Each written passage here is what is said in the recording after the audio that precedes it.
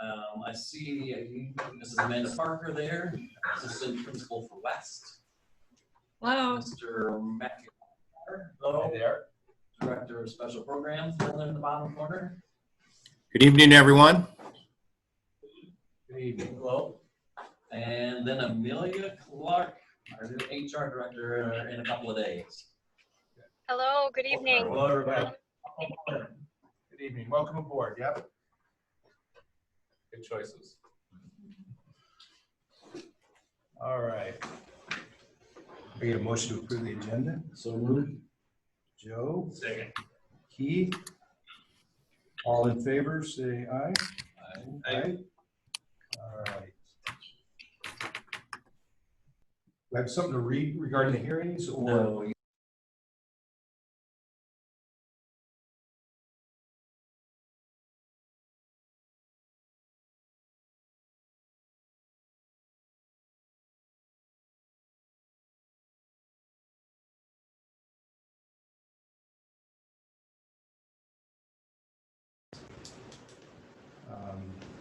I hereby open the hearing for the 2021 school calendar. Any comments? My only comment is the professional development on the last day of school. How is that being class? Is it for them to clean out their rooms type stuff, or are we gonna actually teach them stuff? Because fill me in there and how It's some of both. Joe goes on. Sometimes they have end of the year meetings that they do, but again, that's why I don't want a bunch at the end of the year either. It's a little bit of both. okay, well, because I don't want them sitting through a class on the last day of school. because they're No. Sometimes you just need obviously- some end of the year meetings for transition stuff, Yep. kind of thing too. But Okay. no, that's some of both. I know we got great staff, but I don't think you guys want to be sitting through a 2-hour Right. class. So then my question would be regarding the, is it 3 days off for the training? Potential Yes. training. I'm gonna make a guess that is probably not gonna happen. So what's your alternative? We talked about that if we could go to school those 3 days, we would. Understand we may have some families that may have vacation scheduled, and instead, then we do our 2 professional development days, Monday, Tuesday of Thanksgiving week, and then the kids would have that entire week off. So how's that gonna, I guess as a parent of the district, how's that community, what are they looking at when they see that calendar, knowing that? I'd want to bold that or put an asterisk at the bottom of the calendar saying, please understand that these things, and we would continually let people know that day about that. If I don't know, you guys tell me what you think as parents, if that's an option. I feel like people are probably, they wouldn't, I don't know about vacations and whatnot now, just because of current conditions, but Right. I feel like people are already kind of anticipating that that's gonna be a block of time that's off, so, if we about face and just because that conference is scheduled, and then, okay, why can't we still utilize that time for other professional development? But I don't know. We definitely could. We're in a unique situation, because a lot of people might not have Yeah, a big robust plan. I'm more apt to say either there's gonna be school or there's not. Yeah. And We then, can keep it that way. and then if there's not, you could do the professional Oh, yeah, development, very right? good. One of the things we thought too is, does that allow us some flexibility if we watch outbreaks? Well, maybe we need to not have kids that day, or if we think we're doing well health-wise, and we're seeing other things come along that we think we could be getting sicker kids towards Thanksgiving, it could be that, and that call can be made later too. You see what I'm saying? That we think maybe, that spike, the flu spike always happens in December-ish. And we think we see that coming sooner than that, could we make that call, earlier too? But it allows some flexibility at that time. It doesn't have to be approved that way. We can say this is what we're doing, and we just go forward. Any idea when, have you seen any communication on when they're gonna make a decision on that or not? No. Yeah. No. We have a meeting with public health Tuesday, so hopefully they can provide more guidance than they have thus far for us. We have a one-on-one with them for our district. We need to set some clarification on that. You don't have to do it during the hearing. You can do it later too. Okay. Yeah. Yeah, as long as the communication is very clear and that we're out in front of it. Yeah. Way out in front of it. Yeah. But people are gonna have to be flexible. We really hope the conference is there. We really do. I mean, that's something we Sure, right. have been working towards, and I really hope that we can do that. And how many people attended it total? I mean, the whole, not just from our Yeah, students. We had like 100 thousands people were there. It was, Scott, do you remember? So a lot. You weren't there, but it was- I wasn't there. Oh, yeah, I know you weren't there, but several thousand. Okay. All right, any other comments during the hearing for the 2021 school calendar? All right, I declare that hearing closed. All right, consent items. I think we can do minutes. My bill questions were answered. I don't know if anybody else had any questions or comments regarding the financials. We only have one appointment to make. Calendar's pretty self-explanatory. Should we do A through E and then, Or you just go down Are and you- talk about the next one? are you ready for the agreements? Yep. You want to talk about access and your work there, Scott? Sure. So we kind of explored the option. I think we talked about it before. We explored the option of maybe going to owning our own systems and then just paying for a plan. Access came back with a great deal for us. So right now, all of our copiers, except for two that were still newer, that were still on lease, but that lease is going to be combined with the new lease, so we'll have all new copiers throughout the district. The price per copy has gone down dramatically. I believe it's like 0.004 cents for black and white and 0.04, so it's like 4 cents a color copy. The nice thing about that is we actually we're going to incorporate. We actually still have we own a license of paper cut, so we're going to go. I've been implementing right now a paper cut, and so that's going to be able to let us implement across the board using paper cut on all the new copiers. So paper cut is kind of a third-party operation of sending.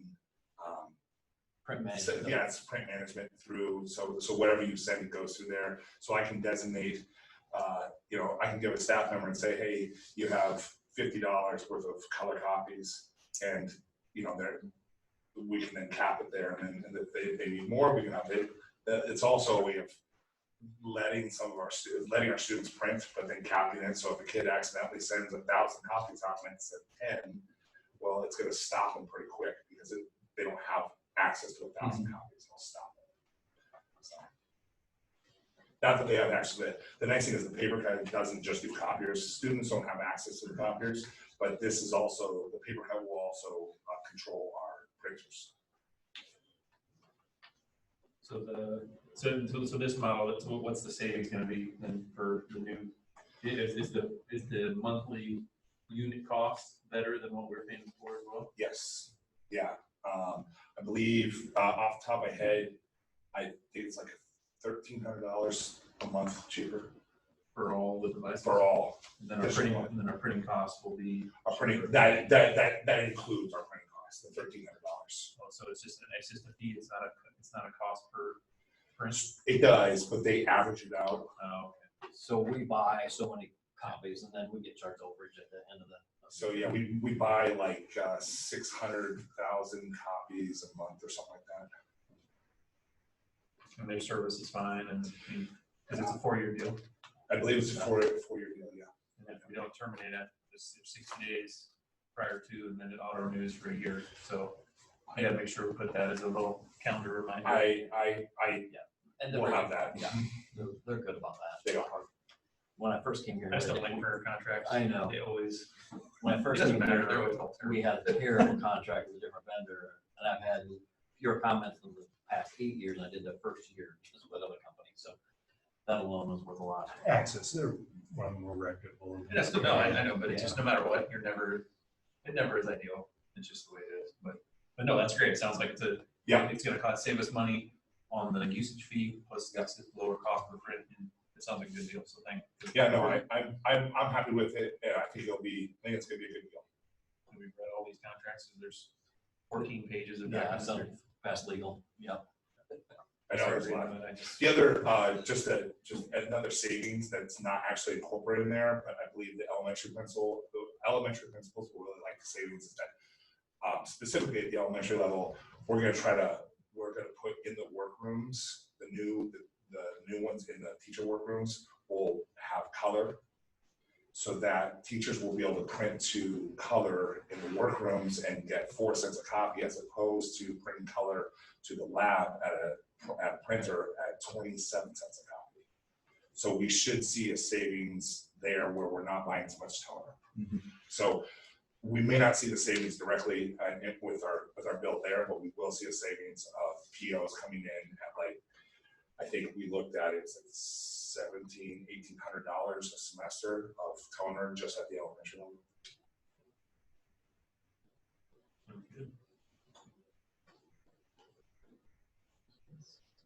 Next one, Olives and Cooney. Again, every time we sell bonds, we have legal fees associated with that.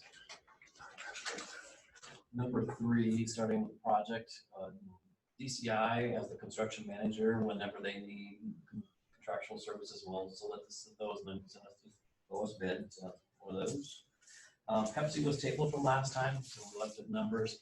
Based on those numbers, if we get back to normal, I don't think we'll have a problem. But again, worst case scenario, in my opinion, is the contract extends 1 year. If we try to negotiate anything less than our revenue source will give us now is less. So it's 50 one way, 50 the other, okay? Well, no, wasn't it that doesn't the contract go until we hit a volume, or? Yeah, it extends the next year, or which we think we would hit it within 1 year, Keith. So 5,000 cases in a normal situation, we hit 5,000 cases in 1 year. Yeah, when we just looked at the numbers, we were in a normal year, that was not a problem. And now that we're even adding vending machines onto that will help too, towards our numbers. All right, just as long as we understand where we're getting ourselves Yeah. into. I mean, I get the money coming back because there was some nice benefits Yeah. from it, but as long as we feel that we're comfortable with the thresholds that they've established. Phillips floors, again, we're painting different gym floors. Football equipment, next one. Joe, Callie, and I reviewed the equipment breakdown insurance. Any comments there, Joe? No. Okay. Audit services, and then the last one is an open front cooler. Jeff started doing a lot more chef salads last year, so and to staff, and wants to now offer those to students as well. So something to keep those in. Was the audit service, is that thing, was like 13 grand or 11 grand or 13 grand, is that about what we paid last year? Where, yeah, I think when our agreement, I don't remember what it was costing. That's right on that. There was a 3-year agreement with them. I was just surprised that it was that much. I couldn't remember getting that much money, and I was surprised at what it cost. So I was curious if it was comparable to the previous year. I assumed it was. I'll double check just to make sure. Hey, there was one thing on that Pepsi contract in your note yesterday. You said something about if Jeff, why wouldn't Jeff? So the cost of water from Pepsi compared to what he gets it through Mark Brothers is quite a bit different. Okay. It's higher. So, okay, so it's a water issue. Yes. Gotcha. On the water, but if it was, he decided to sell Gatorade in food service too, then any Gatorade sales for nutrition would go towards this too. Gotcha. Yeah.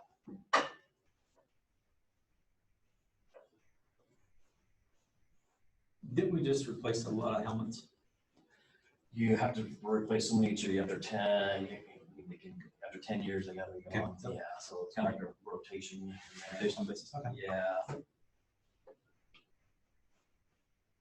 Especially now with concussion stuff, there is that. All right, any items on with the sale of equipment, any discussion? All right, can I get a motion to approve the consent items? So moved. Joe, Travis, all in favor, say aye.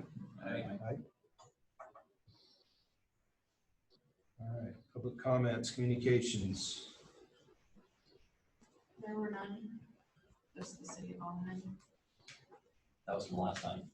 It was? I think I forgot to take out the vote from last time. Oh. I thought we got it right after. It was, All right, administrator and director reports. If you'd like to add to it, start with Seth. Hey guys, I don't really have anything to add. I would say Dave and I had a good conversation today about graduation, commencement planning, and if you guys had any questions about that, would be happy to answer those for you as well. And Rob and I have been pretty busy and focused on planning a couple of options there, and we're hoping and praying for some good weather. But if you guys have any questions, we'd be happy to answer those.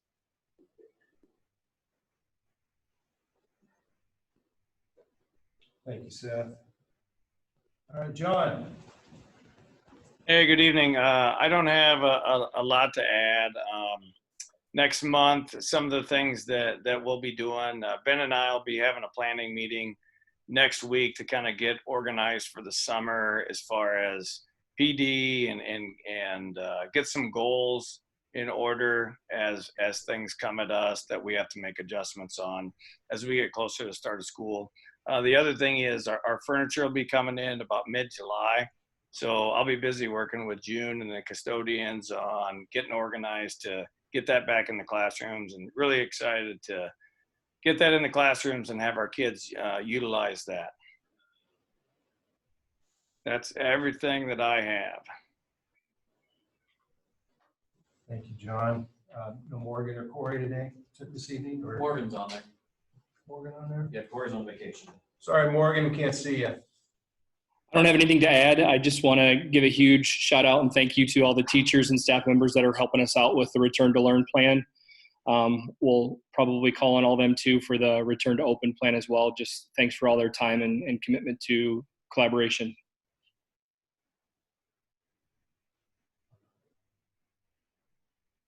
All right, you said no Corey. No, Corey's on vacation. Miranda's on. Miranda. Hi, everyone. I just want to ditto what Morgan said. It's been great to really roll up our sleeves as a system and try to figure the complexities of the plan out.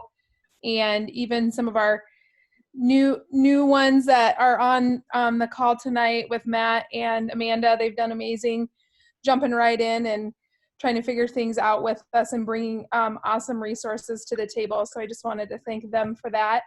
And all of our math materials are down the hallway in door 8, behind door 8. So we're going to be moving those over to West and sorting them so teachers can start to get their hands on some of those materials for this summer, this next week. So that's all I have. Thanks, Miranda. I guess we could go back to West and make Amanda give a report. Right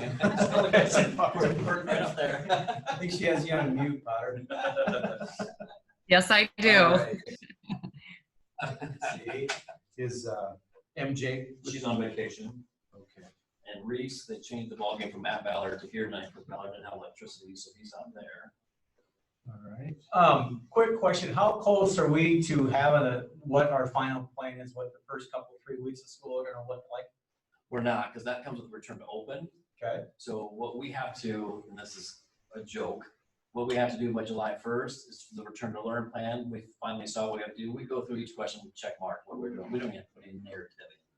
It is the biggest joke I've seen from the Department of Ed. However, our return to open plan will have more details in it. I mean, it's already several sections longer, whatever, from transportation to special ed to 504 to communication. I mean, we'll encompass the whole thing, but they're supposed to be having guidance for that part coming out. I'm also have a meeting, we have a meeting Tuesday with Polk County Health to determine when are they going to give us the guidelines for Polk County on social distancing and recommendations for schools as we open. We're all kind of watching Indianola. They have year-round school. They open here next week or 2 weeks. So kind of seeing how they do things too and what they're being told for some guidance there too. So we have really no idea what the feel is going to be like the first 3 weeks. You know, how are we making sure that we're assessing through what they retain? Oh, that part they're working on. So okay, yeah. So John's leading that section on the Iowa academic standards. And he had, their staff was meeting before. Where do we leave off? What do we need to do? What do we need to pick up? And trying to have that communication back and forth. They started that work a while ago. Okay. So what's it look like? Do we have a tentative plan or a timeline, what we're going to do in the first couple, 3 weeks? John, you want to pipe in there? I think one thing that, we all want to make sure. Because the reason I get a lot of questions saying, okay, what's it going to look like? What are we going to do? And I said, well, a lot of it's still up in the air because we're waiting for some guidance, but what can I take back to tell people what we're doing? our tentative plan is. So it's going to look different a little bit at the different buildings, but obviously our committee talked about the importance of assessments, and in our collaborative teams creating those common formative assessments that we're assessing all kids the same way and right away, because we got to figure out where kids are at. We know that learning was lost. We know what targets were lost that weren't taught, but we also have to figure out where kids are at, and not just worry about the targets that were missed. So taking those assessments right away and then going back to the collaborative teams at each grade level, at each building, and figuring out where kids are at. So that's kind of the biggest conversation that we've started. Morgan's been a part of it too.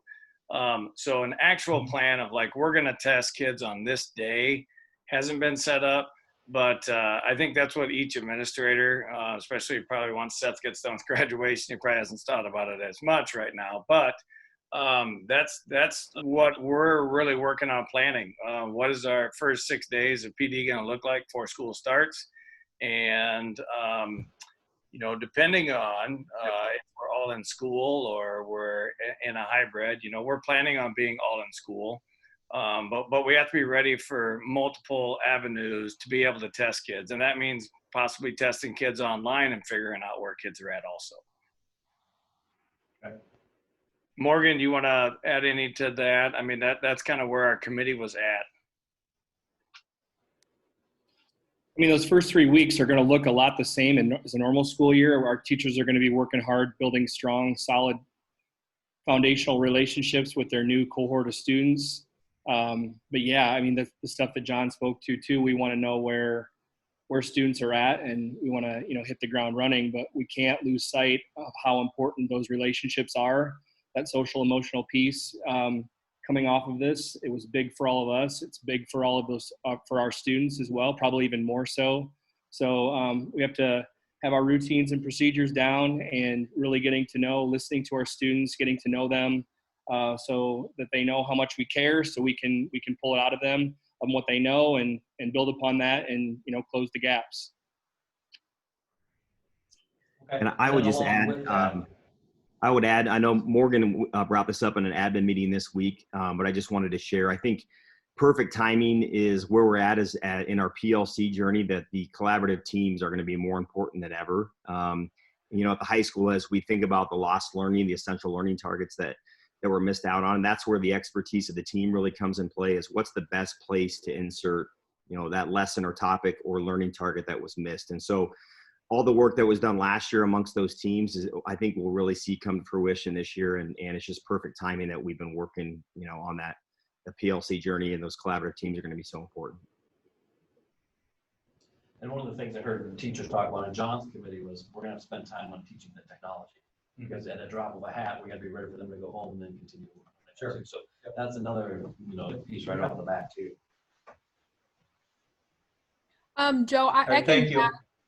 or can I add one more thing, Joe?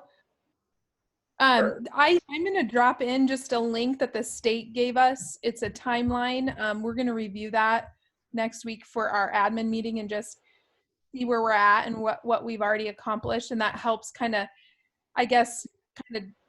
put into perspective what the work looks like. And so if that's helpful, I'll drop it into the chat. And maybe Dan can share it with you. Or you can just send it to my email. Okay. Look at it. So can you send it to my guide one email, Miranda, Yeah. please? Okay. Thank you. Sorry, I didn't want to derail. I was just curious. No, that's good. I got that. I'll email all of you that. Okay. So we move on to supervisors. Is June on? June was listening. She couldn't watch. She's outside also running, and the toilet's outside. Callie's not here. Who's Jess. Callie? Hold on. I think Callie might have been on phone. Is Callie on? Yep, she's Yep, on. I'm Is there a way you can show a list? Sorry about that, Callie. There we go. All right. Go ahead, Callie. If you have anything else to add, or you good? Nope, just a busy time of year trying to close out FY20 and open 21. So we're busy. All right. Just. Mr. Reeves. He's on. Jeff, you're up. You might be on mute, Jeff. There he is.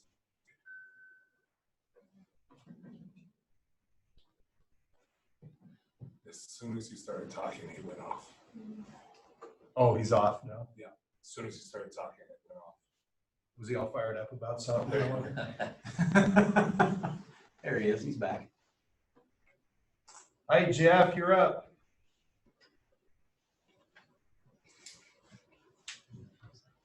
Great. All right, we'll move on.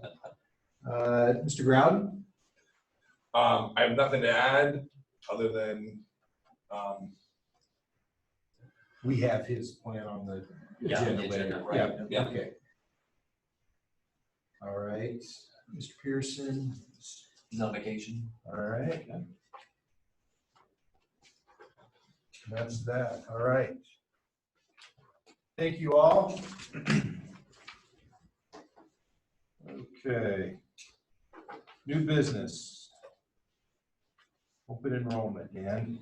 All right, so there are 8 applications that are in grade levels that are over what we consider full. If I look at freshmen, 2 of the freshmen are homeschool, dual enrollment, the other 2 would be adding to here. One has a sibling in there. Talking to Seth, 2 more freshmen in the building isn't going to make a big difference. But again, since it's over the 140, you guys have to give approval on that or deny one or the other. Kindergarten. You said a sibling was already in the school system? Right, so if you look at on that supplement, there's a blue twist. The student has a sibling already attending North Polk. So, and then there are 4 kindergarten. One of the kindergarten also have siblings attending North Polk. So again, those I try to bring to your attention before for approval, either for or denial. And we have room in the kindergarten. Kindergarten is not. It's full at this point. It could take a couple more. We wouldn't be at 25. We like to, our overall threshold is 20. One class is at 22, one's at 23 at Central. And would you, if I was to say it's still early regarding Yes. new residents coming in? So as Morgan and I talked about this, if the board would say, if the numbers stay steady until August, they're approved. If not, we'll deny them. Look, thinking about that, if you're comfortable with that. Of the 4, 3 want to attend Central, 1 wants to attend West for kindergarten. What's the current kindergarten class for West? I mean, is every section full right now? It's like 22. So open enrollment threshold's 20. We consider it full at 25, and I think they're at 22. Every section's at 22, right? Sarah, do you remember? We looked at for me, thank you. What'd you say the section at? Central is like 22 and 23. Morgan, how do you feel? I mean, there's so many ifs, ands, and buts. I think right now, I like Dr. Martin and I are agreement that, if the numbers stay the same in August, I think we can let them in. If we reach that threshold before growing districts, I think we say no. Okay, all right. And just because we let 25 be the standard, I think we all agree 25 is not the standard. Right. Yes. That's where we try to shift the class. So but yeah, I mean, considering here we sit in the middle of June, I mean, I can think of 5 houses in Polk City that will be built, right? And people will probably be occupying by August. And then on the flip side of that, this is the year where we don't know who's not coming. I mean, I've had one open enrollment request out, one to homeschool and not attend because of health concerns. So that open enrollment has now been extended to July 15, that people can open enroll out for that purpose to attend one of the online academies instead. So we also, it's a different year. That's probably otherwise I wouldn't be talking about this as much. We're not sure who's not coming back. And we may not know that until the first day of school sometimes too. And Seth, their decision. And Seth, the 9th graders aren't a huge concern? I'm not even sure what the total was, but I just know in talking to John and Dan, I thought two, we're not bound by the kids in the same classroom all day long, right? So I thought two more would be fine. Okay, all right. I just want to make sure that you're on board with it, your staff, because we don't want. Except that freshmen have to maybe share lockers, but I saw that here, changed to the handbook. Yeah, that's pretty unique to North Polk that our kids don't share lockers already. But yeah, so that's just, we're going to start with maybe siblings and a lot of seniors don't use a locker. So I think we do have some flexibility there. Of the 4 kindergarten classes at West, 3 are at 23 and 1 is at 22. So, And you can kick the can down and say, we'll revisit this in August, because they don't have to be decided tonight for kindergarten, because they can open enroll right up to September 1st. I love the deadline. I think sticking with Keith's point about 25 is, that might be our number, but that I don't think any of us are happy with that number. And 23, I think is pushing it really. I don't.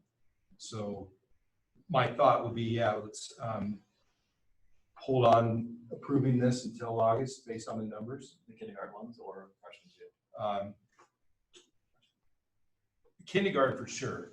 Yeah, if he's okay with the high school, then I'm okay with that. Yeah. And I, comfortable with 2 people. and I would think of the kindergarten ones, I would take precedence with the ones the siblings are already here. I agree. Yep. The Keith's point, he knows how many houses being built. Well, I mean, I don't know how many are active, but I can think off the top of my head, like 4 that are gonna be done in the next probably 3 or 4 weeks. Yeah, because I do not want to put, we know we say our standard is 25, but I don't want 25 kids in each section. That's crazy. That'll kill a teacher. So I'd like to that we revisit the kindergarten. We approved the 9th grade and the kindergarten. We revisit in August based on the groups of and table the other 3. what. Maybe I shouldn't ask her. This shouldn't matter. What grades the sibling in? There's more than one. Or There's how many others? one that's going to be in 5th, one that's going to be in 8th, and one that'll be a sophomore. Oh, so you got this would be the 4th. This is Right. their last child. We should probably approve it. Morgan? I'm fine with it. Yeah. Oh, and this is the central one? Yeah. Yes. Good. Yeah. Yep. So Just the one, right, Morgan? well, that's what Yeah, that's what no, I want to make sure we get our administrator's opinion on this, so we're, So it's putting Austin, Hines, and 10 Napple. I said that right. Naples on hold. Yep. I'm fine. Do we need to vote on that? Yes. Yes. Can I get a motion? Second. Well, what do you make, so hold on, so what we're proposing though is we're gonna approve the Bartleman kindergarten and then all the other ones, so number 1, number 2, number 3. The 4 9th graders and number 3. And number 3. Yep. 4 9th graders, and then so number 1, number 3. I'm just going on the list. Number 1 on the list, number 3 on the list. Yep. Number 5 on the 4, 5, 5, and 7. Yep. And 7. And as far as consistency in our approach, if these other ones that we're going to defer until August, and anybody else that's going to come wants to, are we being consistent in our approach here on how we handle open enroll requests? Because you always, as the board, you set the threshold, and anything over the threshold, then you can decide, like with siblings or whatever, you have the authority to do that. In a couple of years, we might not have this discussion anymore when we have the new building open in addition on here. We'll have to take them all. And again, Morgan, you're okay with this, right? With this Yes. one? Yes. Okay. Morgan, did that one also attend our preschool here? Right? Yes. Okay. They 3 and 4-year-old preschool here, so it's been in the system. All right. So move to approve number 1 on the list, number 3 on the list, number 4 on the list, number 5 on the list, number 7 on the list, and then the 3 additional kindergarten requests. Number 2, number 6, and number 8 be deferred until August pending new moves in the district. Good. Give a second. So Keith and Joe. All in favor, say aye. Aye. All righty. Flexibility account. This was the write-up you had, right? Which I Yes. thought was, Yep. makes a lot of sense. Any question or discussion? So has that always been? This is year 2, so we did the last year for the science curriculum. Gotcha. And yeah. And no, that's great that we got the flexibility Yeah. to move money around.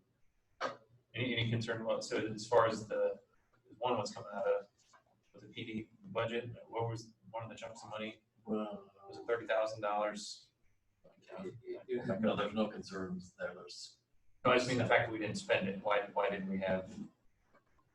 no. Sometimes, I mean, sometimes when you don't send, it's the big things like we were more that help. And you don't send a lot of people. Yes. Yeah. I just want to make sure we have budget for those specific types of activities that we're consuming it and we're not. We need to spend that down. Kind of, it's one of those categoricals we're talking about. Yes, really high. we want to maximize our categorical use. Yeah. All right. I get a motion to approve the flexibility account via transfer. I move to approve flexibility account fund transfer. Keith, Second. Travis, all in favor, say aye. Aye. Aye. All right. School calendar.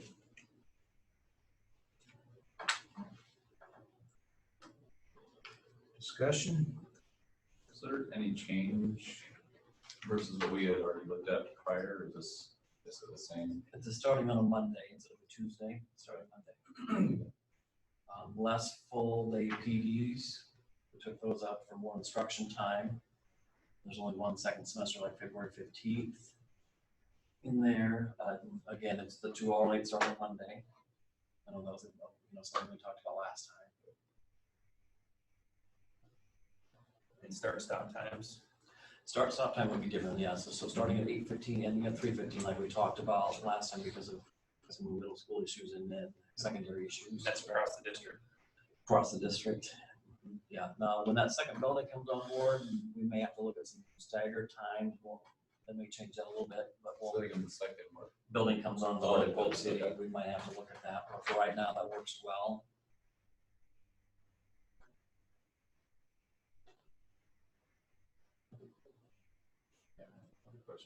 The other change on there too, teacher contract time would move from 8 to 4 to switch up to 7:45 to 3:45 to adjust with the starting time, just we have a half hour before, half hour after.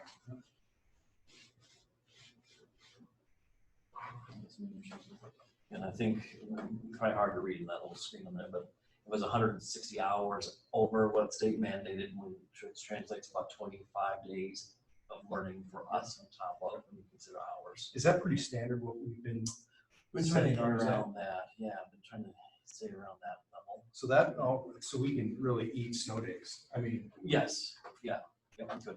Okay. Or COVID days. Or COVID days. Well, that's, yeah. Okay. I guess still the only thing is just the confirming the conference. And I'm trying to look at this. Yeah, so that was November. So do we just want to leave it as is? We can always revisit in October if we see something coming. And we always survey parents, say, hey, we see this coming. How much of this would affect your, if it's canceled or something? I'm going to guess a major conference like that's going to give us at least 3-week notice. I don't know, probably a month. No, I would think anytime you're going to hear about it. Okay. I'm surprised they haven't made a decision on it. Okay. Especially if it's thousands of people.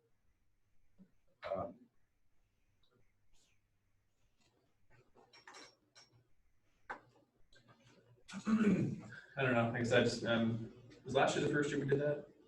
Yes. Yeah. Yeah. So like I said, I'm just kind of hesitant to make since we just did it last year. And I think there was a generally favorable, the teachers all enjoyed the opportunity that provided. And I think the families seem like people I spoke to or I've talked to about it in a while all had a fair appreciation for what we were trying to accomplish at that time. So if we just now, if we all of a sudden change up and, I don't know, I guess I'm just hesitant to do that. Just keep it normal and. I would that too, and then if they cancel a conference, then what other professional learning or something, what We do can- we want to do We'll instead? fill the time. That's not an issue. Not an All issue. I just rather do that. So that's how I'd like it to read, Okay. is that it's We'll gonna do be that. days off. Yep, we'll leave it at that. Okay. And yeah, I mean, ultimately, if we need to revisit it, we just revisit it. Yes. In August, if something, if the picture's dramatically changed, Right. I guess we can make a determination, but I just don't really, I don't want to telegraph to everybody right now that, hey, by the way, those days might not be vacation days any longer. All right. Do you have, I don't think you have anything in writing regarding that. Was that, No. so No, this is it's good. They'll approve just that. Yep. We get a motion to approve the 2021 school calendar. So moved. Joe? Second. Keith? All in favor, say aye. Aye. Aye. All right.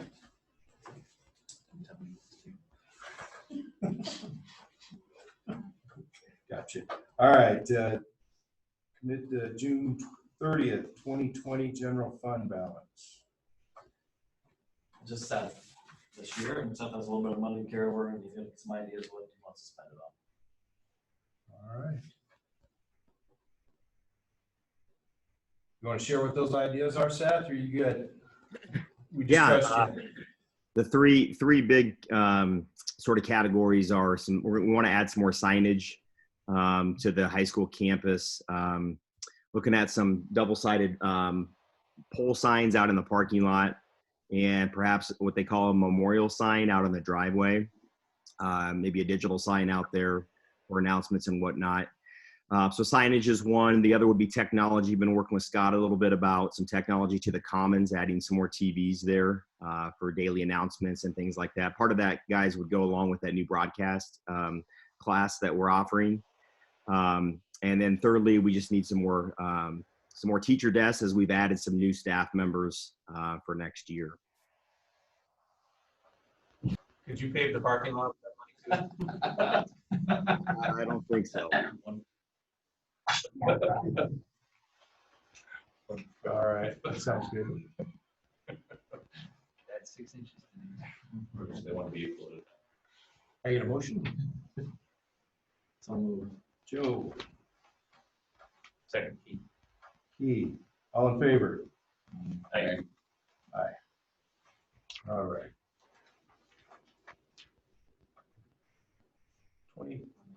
2021 textbook and other miscellaneous fees. Any major changes?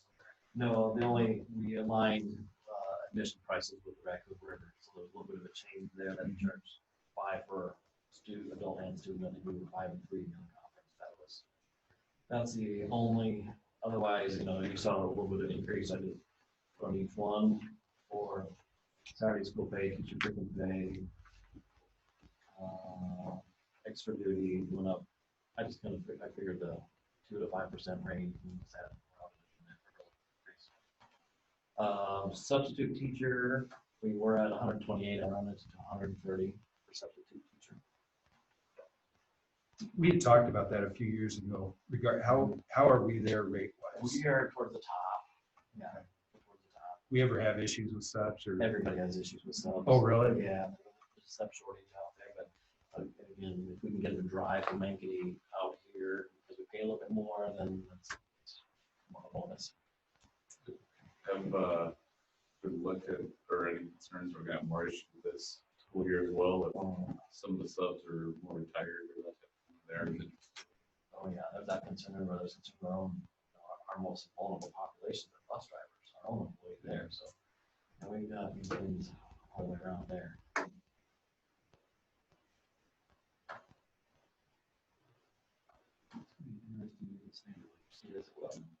Move to approve the 2021 textbook and miscellaneous fee structure. Second. Keith, Travis, all in favor? Aye. All right. SBRC CARES money.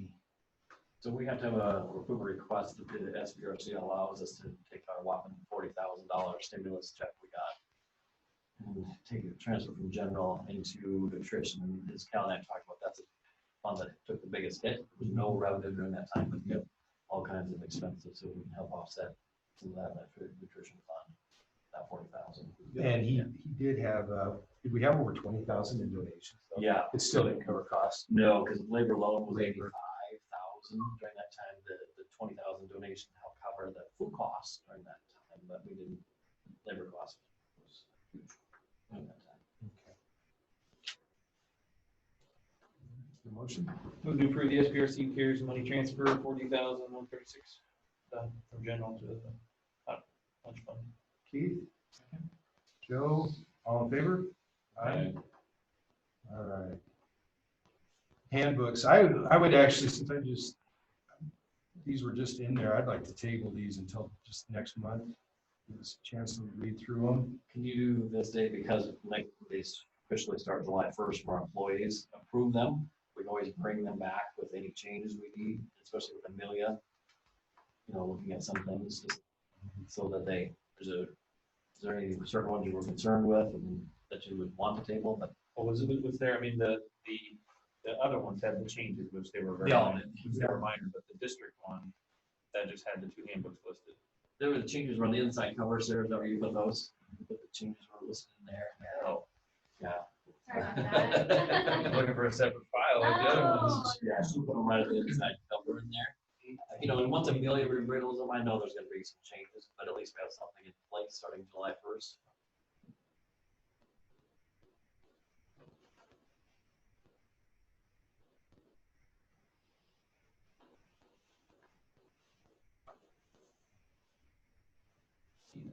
To me, the 2 primary ones were classified and certified.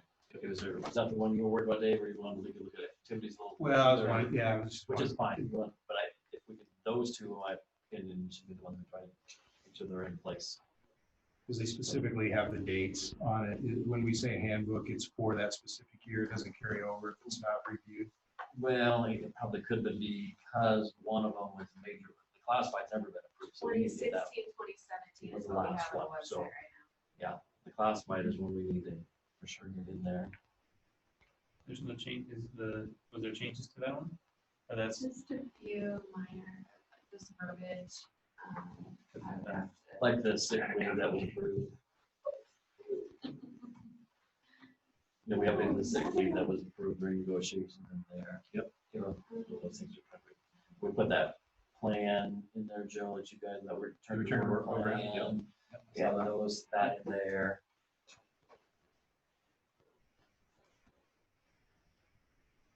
so I guess the point, do we approve these and then we just plan to have it added as an agenda item for next month? Yeah, I'm actually surprised. Joe, you haven't popped up because we had the activity. We thought we had some revisions last year in the activities. Those are in there.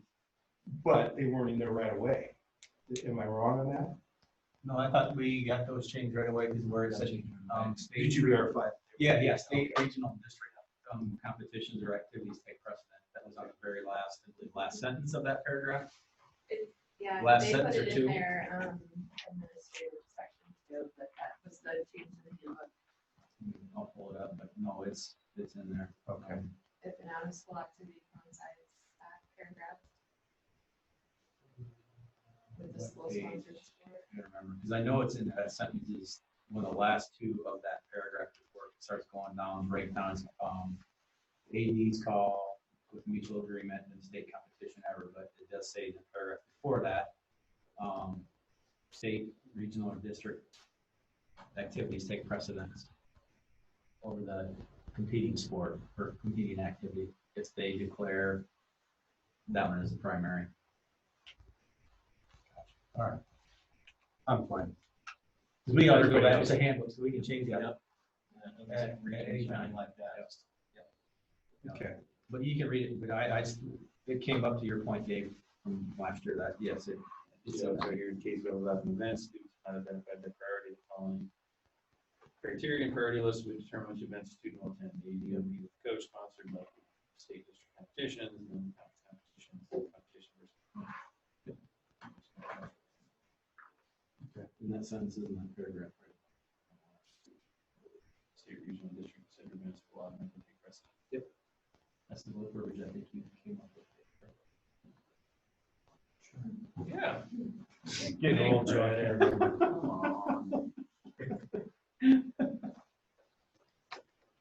All right. Get a motion to approve the handbooks. Motion. Travis? Second. Joe? All in favor? Aye. Aye. All right. Technology plan and update. Scott, you want to go through it? We can, absolutely. So there was definitely a lot of changes, at least for what it looked like last year. The biggest ones are the recommendations. We spent a lot of time looking at that. So you'll see in the device recommendations, we've split it out by pre-K through second grade, and then third grade through 12th grade. So the idea will be third grade through 12th grade, at least for this coming year, will be 1-to-1. For multiple reasons, but the biggest thing is the unknowns, and that we can keep a device in the hands of each student. What's that? What's the ratio today for that? Well, the plan before we hit this, the plan was to be at the lower grade levels would be 2-to-1 classroom, and then start 1-to-1. The long range goal was to be 1-to-1 classroom from 5th grade up. So that was what we were working towards, so this now will be 3rd grade through 12th grade, at least for next year, will be 1-to-1 student. And then below that, we're going to integrate. We do have iPads. They are very quickly getting older.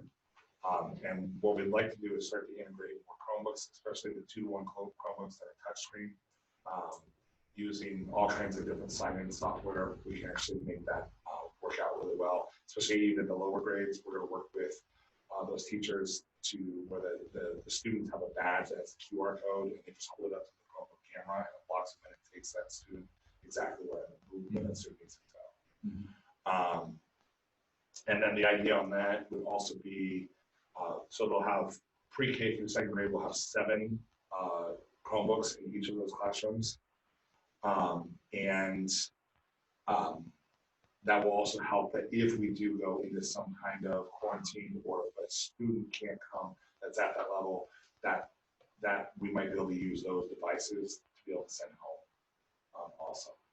So in terms of helping that family out, so that would be helpful with that one too. So I have a question then. If we have to do a hybrid or go strictly virtual, online, yes, are our teachers going to be here, or are they going to be at home doing the virtual? They requested, interesting, I heard that in some communities that they be here. Okay. Yeah. So what happens if one says, I don't feel comfortable, I'm going to teach from home? Who's going to make the hell you? Who's going to pay? Who's going to say if they have the low end, low end CenturyLink, and need to bump it up to maybe MediaCom Extreme or something to be able to handle it, upload and download? So how do we? So a couple of the plans that we've been working on as a committee, and the technology committee that we're working on for Return to Learn, is in that kind of long distance. First, let's not go back from what we already know. What most of our teachers were able to communicate and have. I did not have a lot of teachers come to me and say that they didn't have the ability to have meetings online. But in that case, if we had something like that, I believe that we can actually make it so that they were able to make videos, right, and they would still be able to teach. We might have to, have a strategy for how we're going to help or not help, or it might be we're supplying this. That's a bridge that we haven't crossed to talk about yet. So, I guess we're looking at overall picture, and right now we're trying to develop some PD for teachers to be able to learn some things that we know we want to implement across the board. And for example, one thing we're looking at right now is the main delivery devices. So at the lower levels, pre-K through second grade, we're going to use Seesaw to be the main delivery device of that education. And 3rd through 12th grade, we'll use Google Classroom as the main delivery device. And so you'll see later in that plan, that's what we're paying for the the enterprise version of both of those. Sure. So we have all All right. the bells and whistles that we have at our disposal. Both of them, and I guess I'm just thinking the capabilities of those platforms, so Seesaw may not use that as the baseline stuff today. Right. But it has the capability for So teachers to be able to put out. yeah, content. and one of the nice things when we looked at it is that basic free version that teachers that we've used is more of a, hey, look what we're doing. When you get to the enterprise version of that Seesaw, there's a lot more delivery content and being able to collaborate with your students on that platform. Amanda Parker, I knew, as a principal, has done a lot of work with that. She's kind of leading the way on making having a class for teachers to learn. Wonderful. Thank you. Great. It's always good to have relevant experience with new platforms. So, and then going further into that, into the plan, we're still staying with staff going to Chromebooks at the elementary level. Mostly, there are a couple, like we said in that original plan, there's going to be pockets where they'll be on iPad, or sorry, on Apples. But instead of MacBook Pros, we're going to put them on Mac Airs. Especially like music uses a lot of apps that are very specific. I still think we can get them all the way over, but in terms of this year, the cost difference between the device and getting to the Apple, the Air, it was enough to just, okay, let's get this right now, and then we can have that conversation later. What's the teacher grade Chromebook cost? Right now, it's 600. And Airs like Airs are 900. and Pros are like 18. Pros are 22. 1350. Older guys. Quick question, what was the deciding factor on the cutoff between second and third grade? That was a really long conversation. I relied on the expertise of Morgan and Corey. We kind of went back and forth. Either we could have gone with second grade, could have gone with third grade. I think it was Or not even, I was thinking more on, probably more, why wasn't the cutoff at fourth grade? Maybe I should have said it that way. I had a second grader that could have lived with second grade this year. She's clearly capable. Absolutely. Would have been able to. I'll tell you, some of our neighboring districts have gone one-to-one with Chromebooks all the way down to pre-K. Wow, all right.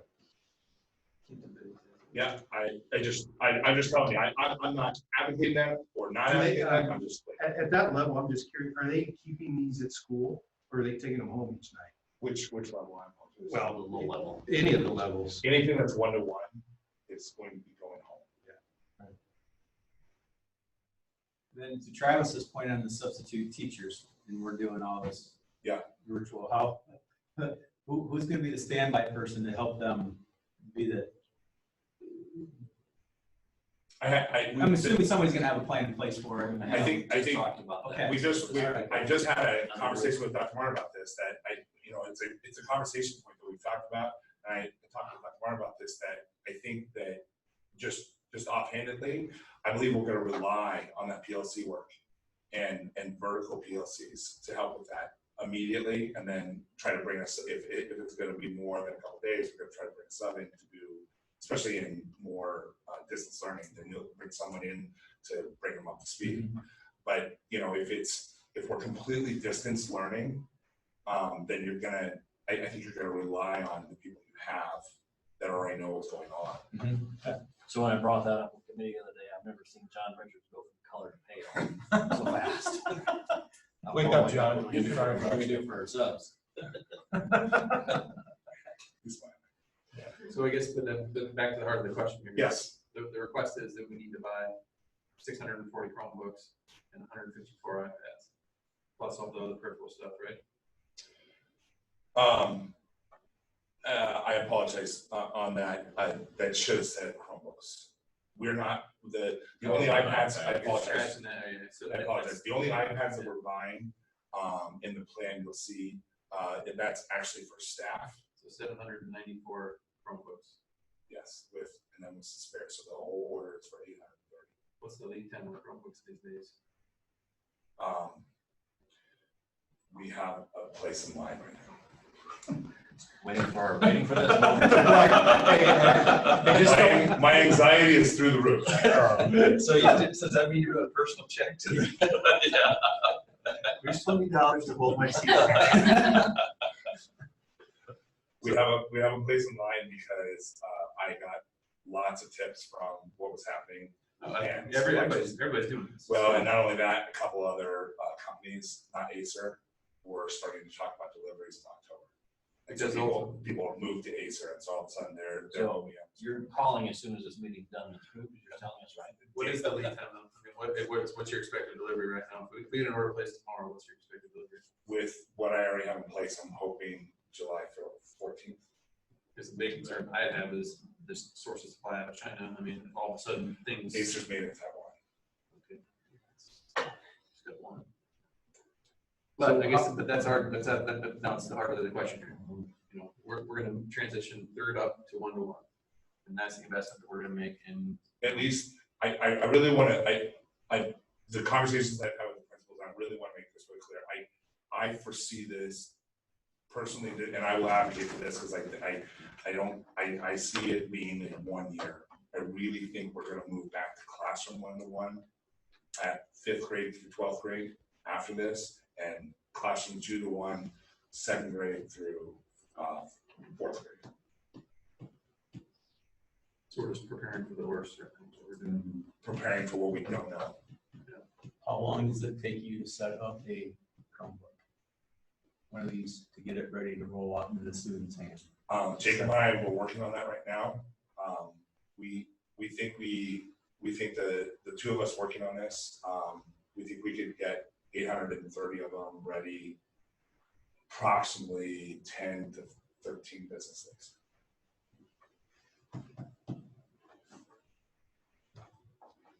But we also think that because we know, I've talked with June, and I know that she has less projects and she's able to start some of those projects faster, that we might have some built-in help with custodians, might be able to utilize some of that help with some of our projects. Just unboxing 800. Yes. It's going to take forever. Yeah. And labeling them, and that's why I know it seems silly, but that's why I put the labels in this budget, because it's going to take time. Yeah. So the only other change in terms of recommendations, and this actually helped, was at the staff recommendation. I'd like to see us move towards ability of the staff to use iPads instead of document cameras. So they use the iPads as document cameras. And there's a couple of advantages to that. One, it's theirs, and so when they're using Seesaw or Google Classroom, they want to take images, they can go right to it. The other side of it is, if you're doing a lesson where it's already being projected, you can record that immediately, and you can set it. That recording goes directly into the Google Classroom or Seesaw. Did you have like a stand or something? I have brackets put into the budget there. It's a bracket. It's a kind of a gooseneck that comes down. You train everybody how to do this. This is the goal. That was what iPads you already had. We are using some iPads. I have in the budget right here to buy 42 to fill it out. Are other districts our size 1-to-1-ish from 3 up? Is that common? Some of them are all the way down. Yeah, besides, you know. What about our conference news, Scott? You meet with the conference tech people? In our conference, some of it's changed, but I can think of Nevada. Gilbert has 1-to-1. Miranda, are they changing? Do you know? I thought Jason said that they were talking about changing. Gilbert was 6 through 12. I believe they're changing. Miranda, do you know? I'm not sure on the exact details, but I do know they're talking about changing it and going lower. A lot of the times when I'm meeting with tech directors on that, it's more of the bigger districts just because of where we are. So I guess then the implementation plan in, you know, assuming we go back to school and now we have all these Chromebooks, I guess that's, you know, the question we always ask, what are we doing? How they're being used, how we, you know, all those good things. Where's the $500,000? What's that? How's that fit into the budget? Yeah. Like, I think I put an email 400 and some 425 out of save. And then another 90,000 is coming out of the line item. So it means I cut June's budget down quite a bit. And then I didn't set aside 200,000 for the next new project. Just everything like that I put on hold to get this to accomplish. So when you say it's put in June's project, what potentially would this June, or what is potentially being put on hold? So like carpet in the middle school and redoing middle school classrooms. We'll hold that off for a year. Or putting carpet at Central Elementary, we'll just hold off for a year. Doing things like that.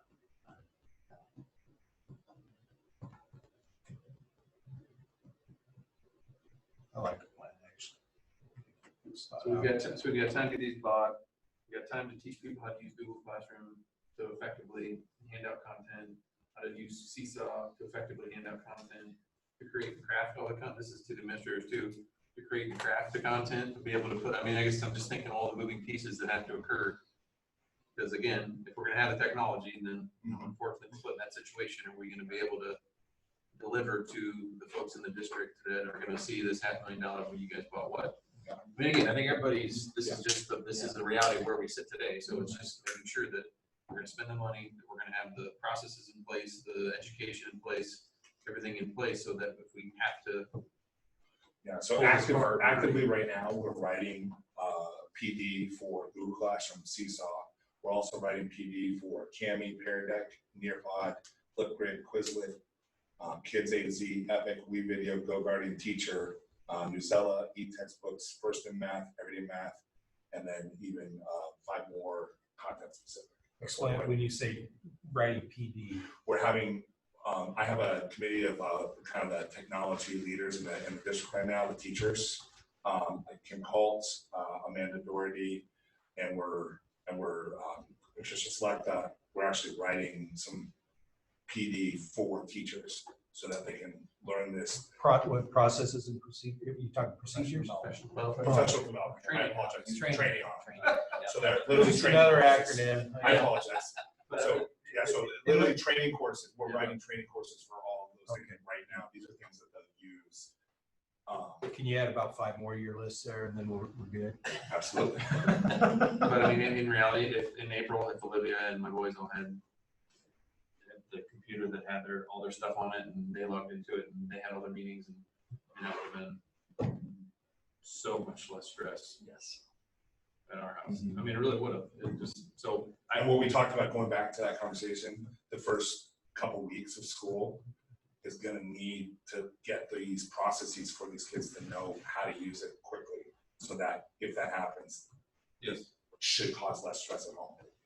Just don't let one of my questions think that I disagree. I'm just. I understand. No, I completely understand. Yeah. So with it, and God forbid, we don't have to go back to that world, which everything everybody in this room knows it's probably a high. How are we going to hold parents accountable? Because you know, as I do, some kids didn't do anything. What? That's with one of your little monitoring systems. Administrators, what do you guys have in mind if we got students that aren't? What I guess as the state came down with any guidelines of how the district's supposed to address that? No, not any of that. But what's different is it's required, so they don't do the work, they're gonna fail, right? Mm-hmm. So now it's more of how we're gonna intervene to get better student engagement, and make sure we don't have failures in a different way. The only option I see is like, is it kind of, do we do 5th grade through high school for sure? I mean, that to me seems like it's a done deal if we're going to do it anyhow. But I think the biggest question is, do we do the younger grades right away, or do we wait a couple months and take the risk of getting computers later, but then not having them at the get-go, because then we're saving some dollars, but then we may end up in line that it's months later and then it's too late to do something. So I think that's really our only choice is. Those are the kids that probably might need more training on it, right? You know, they will. Yeah, for ones and stuff too, which is valid as well. But to me, that's our 2 options. Like we do what we have to do for sure, which is 5th, which we wouldn't do anyhow. and we aren't taking the risk that it's just because of COVID, or we just say we follow what Scott's plan is because it's the best thing for the kids, but the highest risk of extra dollars that we may not necessarily need right away. What's the lifespan on a Chromebook? 6 years. That's how long the license is good for. So the Google licenses, that's how long you pay for it to keep updates. So I'm thinking just the next school year. So say we don't need the one-to-one scenario with the lower grades. How many would you be pulling out of the fleet then that next year? Would you probably have to already by default pull 50 to 100 out? I don't have that number off the top of my head, but yeah, that's probably about right. Because especially for the 3rd grade and 4th grade, if we went back to 2-to-1, obviously we would pull out a lot and we have 6 sections of each one of those. So we're talking almost 3 sections of 20, so 60, about 120-ish. So you would be able to backfeed your ones that you're already at end of life with ones that just have a year on them now. So I mean, there are upfronting the dollars an extra year early, and we're losing that source of cash. But I wasn't able to reflect that because I'm giving us No, you got a lot going on. Yeah. So I'm just trying to think through it. Yeah. We'll continue to have growth in the school district, at least that's expectation. So right. And remember also, as you look through the plan, one thing I wasn't able to put in there just because it's an unknown is when you get down to the replacement schedule of the middle school, which is the 23-24 school year, we're still going to try, because we're putting on 4-year cycles. Remember, they still have a 1/3 left, so when we sell them off, we should get we should get 20 to 25% of that cost back. That's the going rate.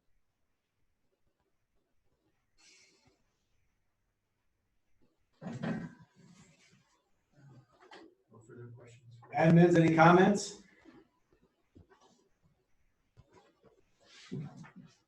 Okay, don't everybody speak at once.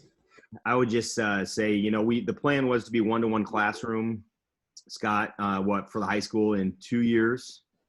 So obviously we're just, moving that timeline up. But from some of the feedback that we had from some survey data, right, and Keith, you kind of spoke to this too, just the lack of a device at home caused not only stress to the student, but to many families. And so I think this is good all the way around. Plus our teachers, they do have a lot to learn, but they had a trial run in the spring, so I'm confident that we're going to have a plan in place that'll be really good rolling this out. And I taught in a 1-to-1 system, and there's really a lot of benefits to it. And I would say at the middle school, we were very close to 1-to-1. The only classrooms that didn't have Chromebooks were math. And I was getting asked by them, since we had our school closure, that were they going to have Chromebooks, because a lot of the classes are going to run us Google Classroom if we're face-to-face anyways, because they're going to be training kids. They're going to run 2 systems, and they're going to have kids in the Chromebooks, out of the Chromebooks, and different things. So they're just more prepared now. So I think at 6-8 and probably high school, they're really set up well. And I just want to add, if you go to my board report, I know I can't put a hyperlink into that for you guys to click on, but I just included a sample of some feedback from a Google survey that we sent elementary and middle school and high school. We're going to be sending that out as well, just to get a snapshot of how many of our teachers actually used the 2 platforms that we have kind of shared with you tonight, and then what implications for PD could they share with us? What went well, what didn't go well from their perspective, and really try to build upon the bright spots that we already have within our system to help support and build capacity of others. So you'll see that link, I pasted the entire link into my board report, but feel free to go to that, or if it doesn't work for you guys, you could reach out to me and I can send it to you if that's helpful. Yeah, let's go ahead and send it to me, Miranda, if you would, please. This is Joe. Okay, sounds good. Thank you.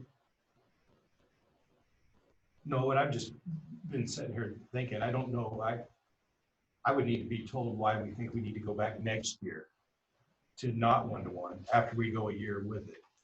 I think the conversations that John and I have had long conversations about this, that one of the upsides of keeping classroom one-to-one, where they're not going home, is you run into less classroom management problems. So are they showing up charged? Are they ready to go? And then the other side of it is there an added benefit? Is there a real added benefit? Obviously, we're talking about things that we can't control. So if the kids can't come in, there's an added benefit. There's some data out there and some research about, is there an added benefit when we're in normal times about actually sending them home, what's going on at home. And you can see there are, one of the things we can actually pull from Go Guardian is what are kids doing with them? Where are they going? Are they actually on Google Classroom or looking up research, or are they on Netflix? And we can actually show what are they doing with that. And then just being on Netflix doesn't make it bad, right? It just means, what are they doing? And if there's an added benefit, great. There's also life expectancy and breakage. We've been incredibly low on breakage. We're well under 1% breakage. That will go up. There's just natural life. Sure. Okay. All right. Thank you. Yeah. I can just Document for a second. have access. Is it okay if I jump in here for a second? With the question of going down to third grade, if you approve this purchase tonight, I can assure you we're going to commit to the process. Our teachers will be working really hard. And let's not forget the Iowa statewide assessment for student progress, where we're asking students to take this assessment online. I don't want to go to a one-to-one format just because of an assessment, but I want to set our students up for the most success that they possibly can achieve. So when they're doing some of these daily tasks on computers in their classrooms, they're going to be more successful and competent when they take that test, and they're responding to writing during that assessment. They're typing. That's just more 21st century skills. It's more employability skills that they're doing, and they're just instead of maybe paper pencil, and that's important too. They're doing some of these things on their computer, and they're just setting themselves up for success when they take those high stakes tests. I just want to add that too. No, that's a good point, Morgan. So conceivably, we can never have another snow day. If the legislator lets us. That did not pass. Okay. That did not pass. That was pushed. Oh. Oh, okay. Yeah. Yep. Any other questions? I'm ready to make a motion. Yeah. You, Keith. Move to approve the technology plans request. Keith. Too much money. Second. Like I said, do not come in here for our happy lot. Joe. All right. All in favor? Aye. Aye. James is so mad at us. Yeah, I was just thinking of him, actually. Which way? James is missing. Approving all this stuff. James isn't here. Say what, the hearing. So is that a public hearing? It would be, Yes. wouldn't it? Yes. And then a quick approval of amendment. It would have been tonight, but we moved it back as we built coming in, we adjusted. Are you out of town the 30th? Yep. Based on what you sent me earlier? I could be, yeah. I don't know. No. I might not be available. I wouldn't. I'll be in Minnesota. I'm not sure where my cell phone situation. All right. We need a motion to approve that hearing date and time. I motion to approve the date, time, and place for the hearing on the amendment of the fiscal year 2020 budget. Joe? Approve. Or, second. Keith? All in favor? Aye. All right. Technology got me beat down. Okay, other updates. Anyone? No, the only thing we kind of talked in the email was about, well, two things. Dan and I, we were talking about the almond water request from last month that we had. And, we kind of were looking at what we currently, the model we currently have in place. I mean, we have access to that water. We don't pay for the water, but we pay for the electricity, we pay for the maintenance, we pay for the continuous operation of the water system, of those pumps. And we have the data, I think the dollars were anywhere from, what was it, being like 19 up to $25,000 in that course of the year. And this is for non-potable, only irrigation water. And so what they had come back to us was they wanted a flat $30,000 a year to have access to that water system, but we're still on the hook for the electricity, the other costs, and any maintenance that would maybe occur. And it's a 10-year deal. So Dan and I were talking before, I guess it seems unrealistic that we should be obligated to in the beginning when this was set up, they came to us with, hey, here's the opportunity, you guys can just pay for the maintenance costs and we'll continue to run it, and you guys can use that water. So it's really, what do we want to make as an offer back on some sort of value? Because we still have the risk associated with the repair, the maintenance, and the electricity and everything else. But the alternative is we just transition straight to one waterworks. And then we just pay the cost. And with the risk, we just pay the cost. It is what it is. So we have saved money over the years. I mean, that's for sure. It's been a beneficial thing for the district. But do we It'd be a pretty big offer cost. up $30,000? Des Moines, wouldn't it, to get onto theirs? That's what that cost is based on. So Yeah. that costs $19,000 to $25,000 over the last 3 years that we've spent per year. It's based on current Des Moines waterworks rates. If they would have charged us, that's how much we would have spent. Yeah, so like this month, the electric bill, just for reference, was $103. And then we have to pay Rick Long to go down and check stuff down there. That's $175. So it's $300 a month of a lot we're paying right now for that kind of stuff. Plus, if there's maintenance, we don't. Right. Because they're only operating for us. And what we're paying for the operator. So we're covering those costs. But what is a reasonable amount that we should, they're looking for revenue to help with streets and whatever. But is us just paying straight water rates make fiscal sense to us? Doesn't sound like it. Doesn't seem like it. No.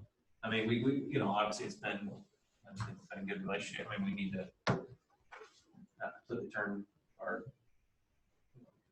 back, but it's like, what is a reasonable amount that we feel comfortable going back with? And so, I mean, that's something that we just kind of think about, but just wanted to let you guys know we kind of talked about this. And so it's, I don't know, Dan, they wanted to know, I think we're up to this in next month. But at the same time, we're under a contract for 10 years. We're only year 6 of it. Yeah. We are. Yeah. Tell them we'll discuss in December of what's next year, 21. So it's just something to think about, So it's what do we want to do as far as a good faith gesture or offer for access to that water? Because again, we're not paying the cost of the water, but we are on the hook for risk associated with repair, and ultimately, Dan and I were talking too. There could be a critical failure in that system, and then we just think, whoa, yeah, that's a $75,000 fix. So we're probably not going to pay for that. We're just going to, in the agreement, we have a cap fee that we'll split with them. Yeah, to cap the wells. Which brings me to a point then, is that equipment, does our equipment breakdown coverage people know about that? No, it's on ours. See, there's the home wet city. Yeah, not our assets. But we do have an obligation in according to agreement, so it's not our equipment, but it's our obligation. So should thereby our policy, or is it only written such that it's our own assets, not something that we would have and be a party to agreement on? Yeah.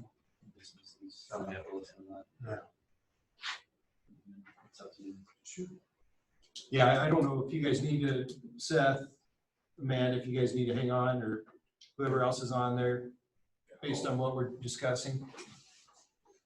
You're free to go, not that you're free to go whenever. Thank you. Nice Thanks, meeting you. guys. Thank you. Nice to meet you. So how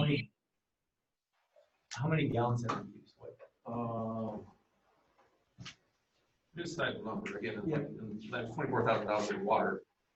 Yeah, you only have that. It was $24,000 worth of water. 1 month, 1 year was. So, but again, but it's no cost to anybody. I mean, we're covering the fixed costs associated with the operation. So it's what do we, and this is the contract they brought to us when we started. So it's not like we have beat them in submission, then we're not paying for that water. And back when we signed on with this, and this building was open, it was kind of they didn't want to close, no, well, hey, you guys, why don't you use it? But, would you assume the risk is in the rates down? Yeah, they weren't charging it. So, it's a deal. We're paying, $300 or $400 a month, basically for just labor. So right now, we're paying, say, $2,000 a year, being operated, plus the potential liability associated with repair. But then there's the cost of the water. So, do we want to offer them something that's, again, it's more of a good faith gesture at this point. But it's $30,000 and I don't want to sign up for a 10-year deal for $300,000. No. So anyway, that's not, this is something to just kind of think about. I want to just give you guys, because I didn't know that, I wasn't sure what to do. How hot and heavy are they on to make some kind of deal? They're Really? Well, they're, kind of read between the lines, they're blaming us for the streets being bad, but a number of us, they're more kids. They have no money to fix them. But at the same time, I don't agree with the one with the city keep it. We're going to pay some, it should be based on usage, just like you pay your water bill. But then we're done. Everything else is their risk. So we'll wait to look at it. Worst case scenario, if we said, sorry, we're going to pay what, $20-some thousand a year average. Does it look like they're water bill to like we were prior to, so we have this. With no other risk. Besides no rate, risk. besides rate and spillage. Yeah. There's no, no repair, no nothing. No risk. They deliver the water out properly. I mean, honestly, they have the city of Allen has a lot to lose if we back out, because that's what I'm saying. Every potential source of revenue is gone. So really, it's kind of what is that appropriate level of goodwill from us? Because they're getting zero right now. Except for covering the costs. Right. We're covering electricity costs. In terms of testing the well and all that, right? And the operator, we pay him directly, that's not the city. So as far as the city, we recover their $103 in utilities. Electric costs as well.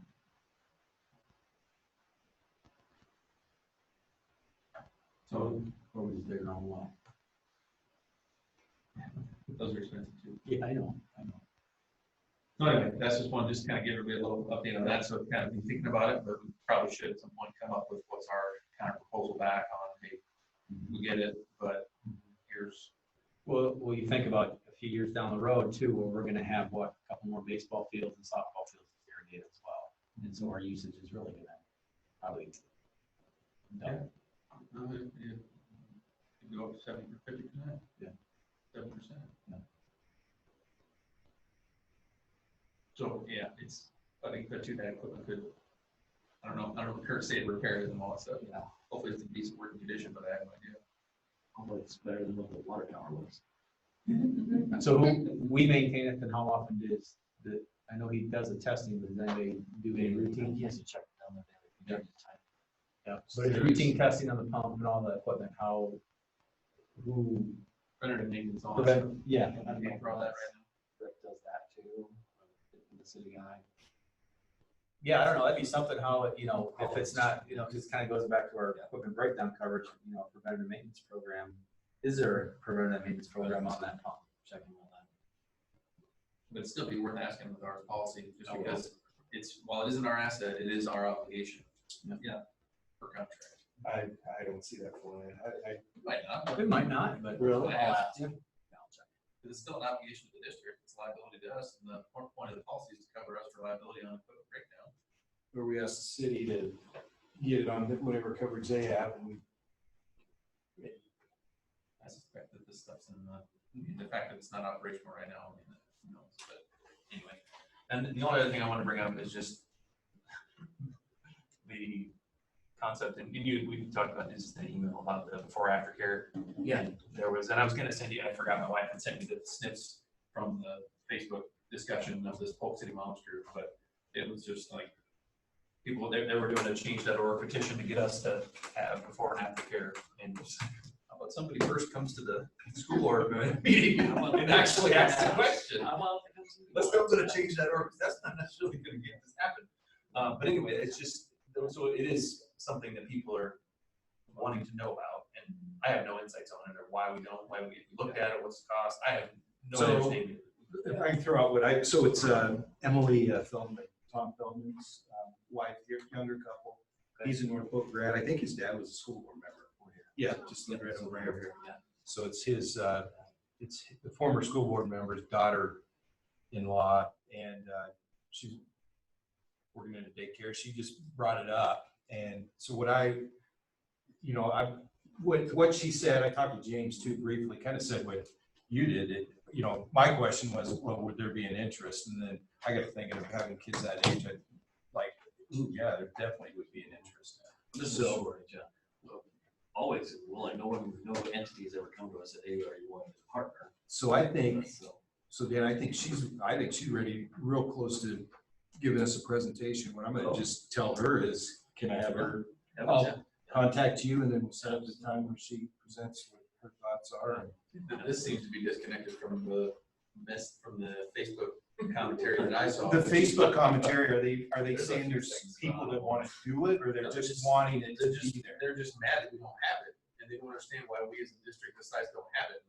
I don't know, we don't, but how about somebody come and ask? I was asked several times as the secretary at West, like, that was the question that I routinely got was, do you have before and after school care? And I would say no. And I do remember at back to school night, there were 2 moms that talked to Corey and, just questioned him. And he said, hey, I'm open to it, but it's not up to me to make the decision. I don't You need to go to the board. And would you guys agree though? To me, having it private, yes, we don't want to get, We don't want that. Yes. Yeah, so this, she might be coming at a good time. When Haley right next, is it Haley's right next door? Yes. Haley's, yeah, but to me, they would be perfect. Submitted part of it. So we, yeah, so again, if there's somebody wants to make a presentation, please send them our way, because we would love to listen.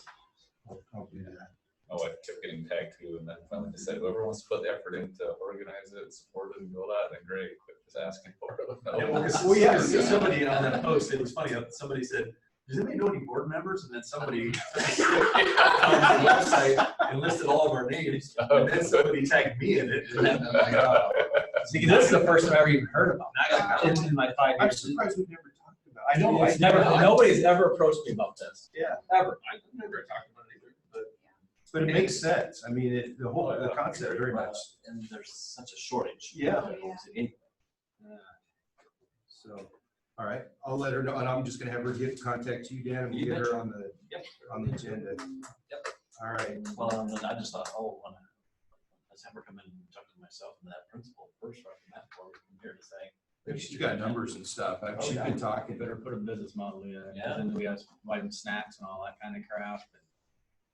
Buy a few Chromebooks. Yeah, Scott's gonna want to go water too. this is a third party. They can provide their own. That's And then the next thing, so tell us what are our requirements regarding your evaluation and what times? What needs to be done and when? So there's a state document that I fill out and get signed off. Or not a state, but an evaluation document that's signed off every year. No, yeah, I know that. I'm just curious from your contract, and is there something that we are legally bound to make sure it's done by a certain time? No.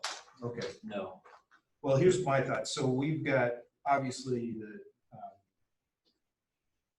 thanks, Joe, for sending me. We've got 17 and 18, and I think we can even find the old ones just for backup for Travis and James and Keith on the past evaluations, just so they have them, they can review them. Mm-hmm. We've got, you should have that.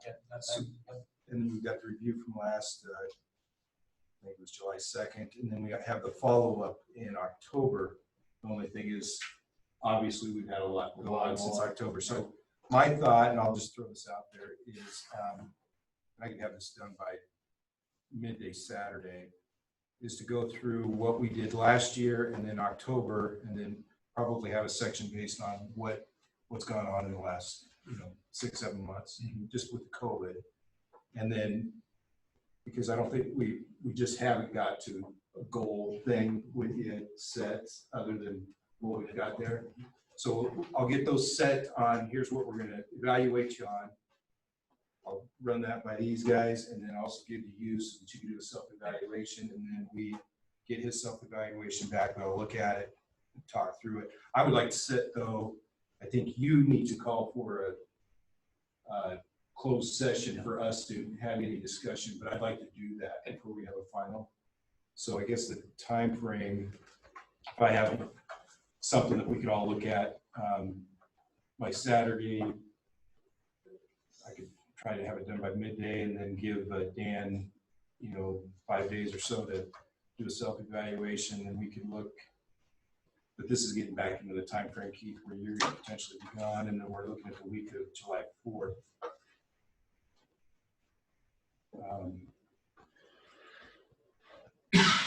But it doesn't have a date. I mean, it just maybe, I think it for sure should be before the school year starts, but ideally before the end of July.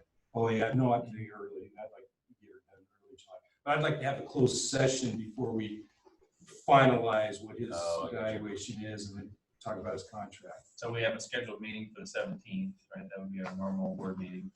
Do we want to schedule like a separate meeting the week before, like on the 10th or something? Yeah, that's what I'm thinking. So the week of the 27th through the 2nd, I'm going to be on.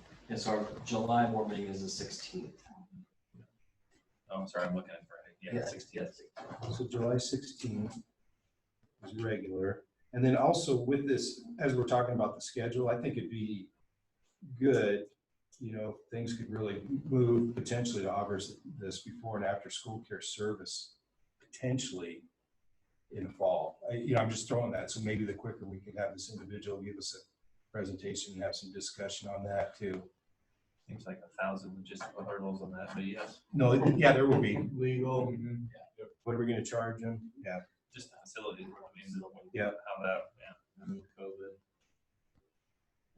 All right, so the 16th is a Thursday, so the 9th is the following Thursday. What about that Tuesday? Is that July 7th?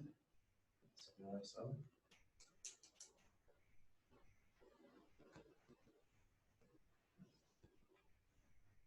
So we have a closed session on the 7th, if that works, and then we finalize things on the 16th. 6 or we go early? 5:30. 5:30 on the 7th. Does that work, Dan? Sure.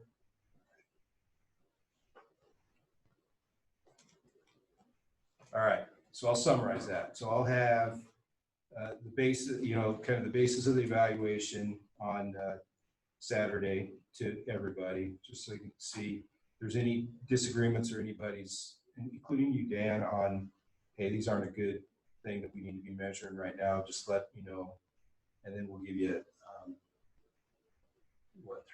since we're talking the 7th, through all of next week. So next Friday, you have your self-evaluation back to us. So that would be June. What's the day? June 26th, Friday. Yep, 26th. My anniversary. Today? 26 years. All right. Does that all sound good? Any other? No. All right.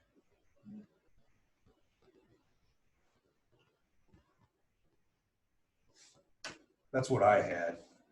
I wanted to make sure we talked through.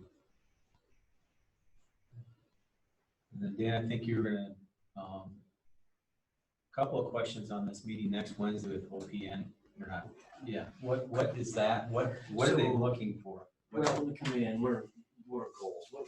What's important about this building? So like when we did the high school, when we came out of there, it was important that there was people who the entrance was. Remember the old building, we knew where you went in. It was important that this building was expandable. It was important that it had adequate seating, an auditorium kind of thing. So things like that will come out and that we'll refer to as we go back to this building. Okay. Yeah. All right. Yeah. And then where are we at with the city in that meeting with them? Okay, so I'm meeting with them on Monday. We need to talk about that site, the site plan, those two options from now, to kind of give you a direction of which one you like better.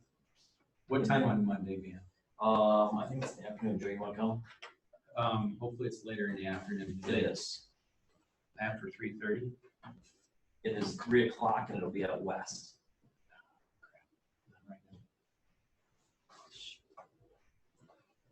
right, I'll try, it's gonna be That's this Tuesday, this coming Tuesday? Monday.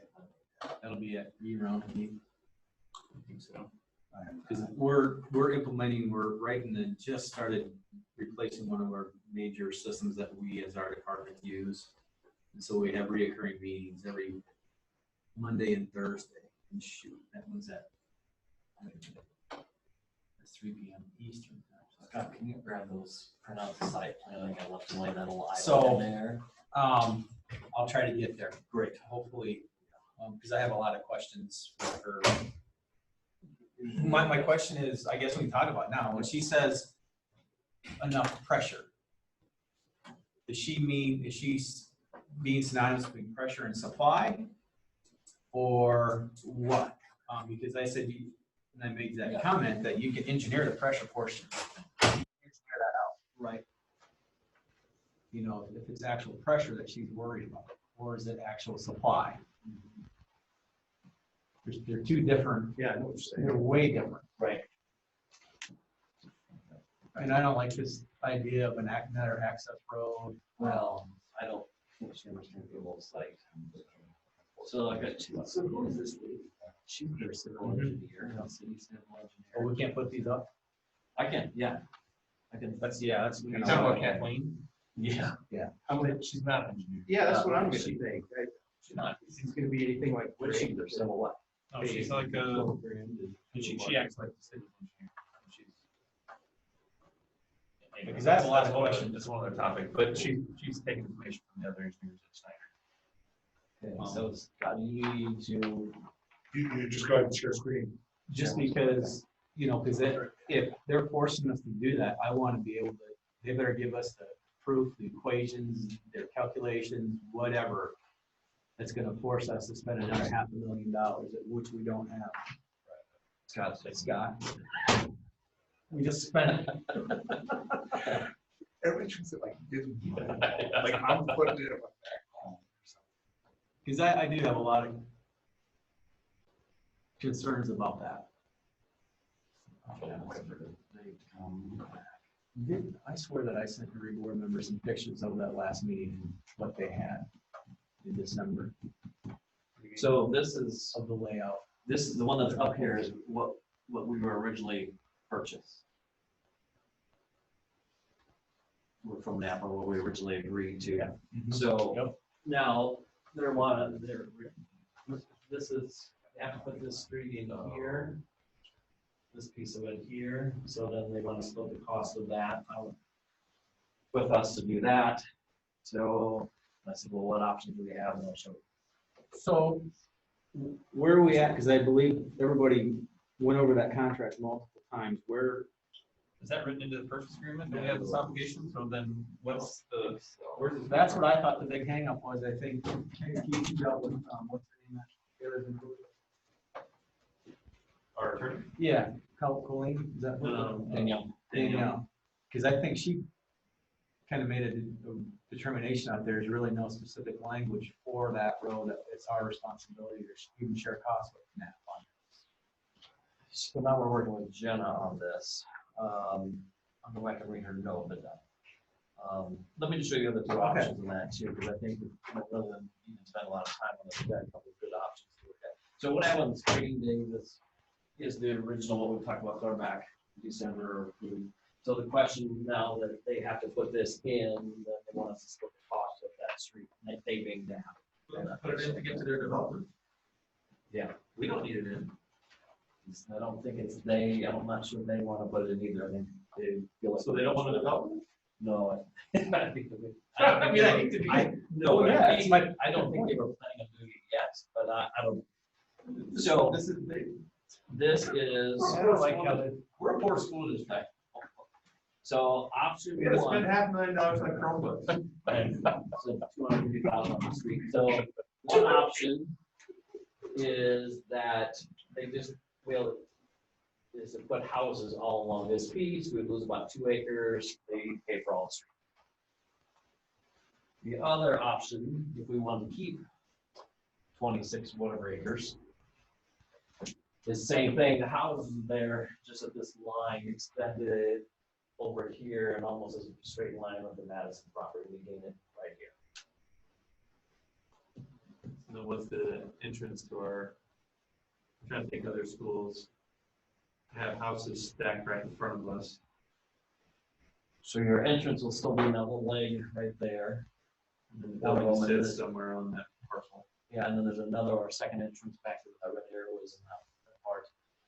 First option, obviously we would owe them less money. This option, it's the same price. How about we already agreed to buy that piece of the non? Yeah, they just didn't highlight it. They just didn't highlight I know, but the fact that we already agreed to buy that, who else they can sell it to? Because it's not exactly great ground. So we've already done them a favor by spending extra money to buy that. I'm sure they'd probably say, oh, we could have sold it. Yeah, no, they couldn't. Yeah. So what's the estimated cost on that other entrance? How long is that? 200 feet? that part, That second arrow on your, Yeah. the, right here. yep. I don't know. I can ask that question. It's the length of a lot, so what, 150 feet maybe? But that's our cost, so they're saying that's their cost. Which leads me to where does it say we have to have two access? Well, we're gonna probably want one anyway, like bus direction one way Sure. here and another Yep. one. So we're gonna want two there. But on our original plan, we weren't gonna have two entrances. Well, we actually, we were supposed to, because the same thing back then, they don't have it on there yet, but we wanted the second one there because of parking lot back there, potentially.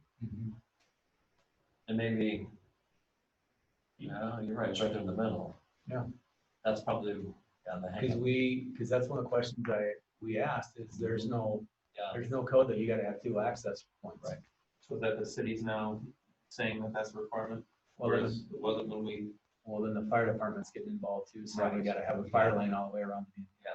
That's this. Yeah, exactly.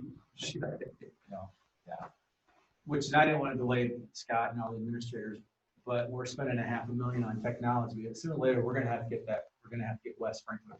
Yes. Yeah. You know, we can't, Take care of it. Yeah. because the city really could hold that over our head too.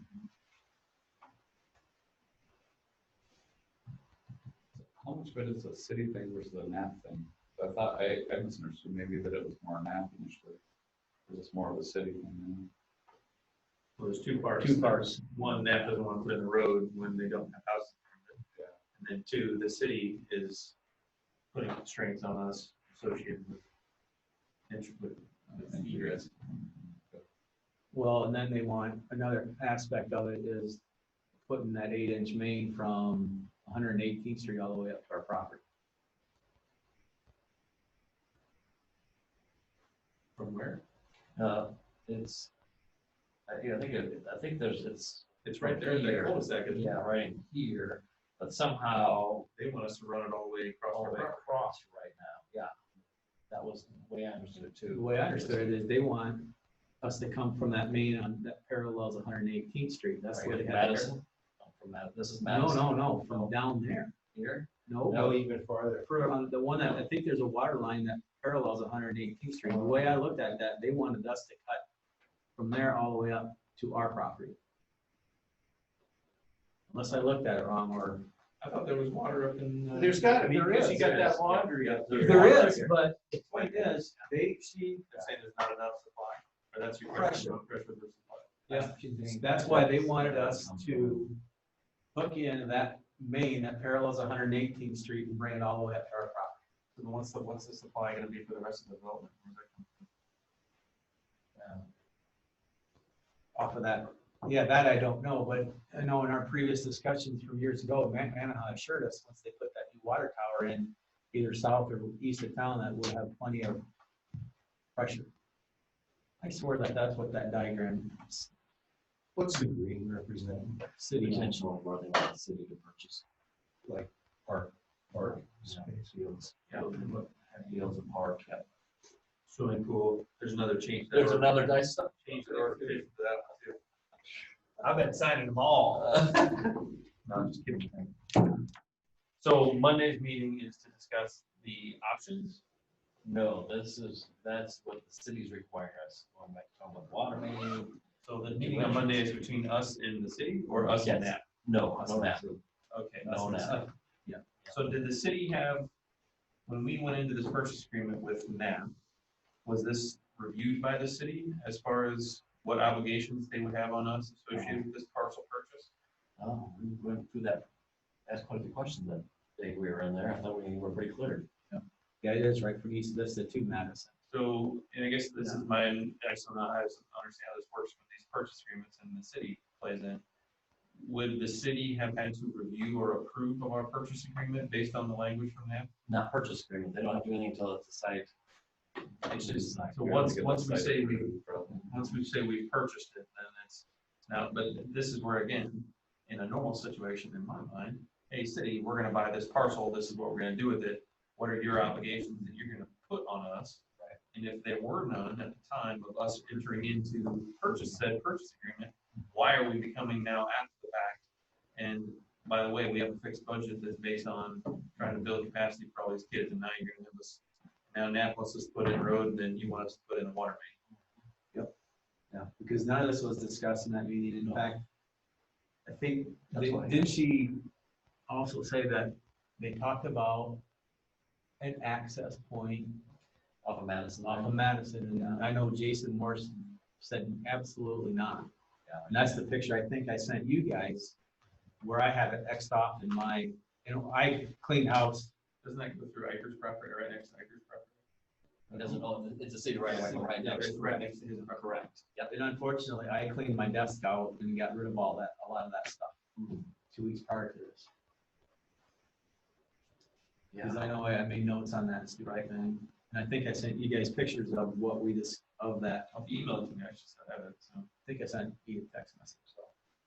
And that is another story. So. To the group as a text? Yeah. Of what the potential layout would be. But I don't know, because would anybody be able to make that meeting when I come in late? On Monday? I think I can make it. I just put it on my calendar, so it's at West. At West. Yeah, I think I can make it. I just probably will be frustrated and not have some of the history and just express too many of my opinions, but Well, because my biggest thing is that I heard, if you tie it in from East Vista to Madison, who's all gonna be in this meeting? Chelsea, the city administrator, Kathleen will be there, and I think Jason will also be there. Okay, so should we bring I don't know, Lawyer? another engineering expert to be able to refute said comment? I mean, this is what it comes down to, is they're gonna try to impose on us, and we're gonna have to either. Since Erin Olendike is the civil on this on our behalf, I can ask Erin to be there too and ask the question. She's been meeting with Kathleen already. She's the one who made me aware of all these things. Chat too or something. I don't know, I just feel like they're just gonna sit and throw a bunch of jargon at us that we're gonna be like, but if we have our.